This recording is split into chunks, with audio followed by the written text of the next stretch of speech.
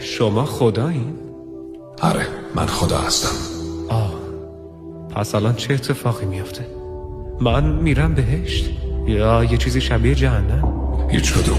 معنای زندگی، دلیلی که من این جهان رو خلق کردم برای تو بود که بالغ‌تر بشی. منظورت نژاد انسانه؟ میخوای ما بالغ بشیم؟ نه، فقط خودت. من این دنیا رو فقط برای تو خلق کردم. با هر بار زندگی تو رشد میکنی و بالغ‌تر میشی و تبدیل میشی به چیزی بهتر، باهوش‌تر. فقط من؟ پس تکلیف بقیه چی میشه؟ بقیه‌ای وجود نداره. توی این دنیا فقط من هستم و تو. اما همه اون آدمای روی زمین همشون خودتی.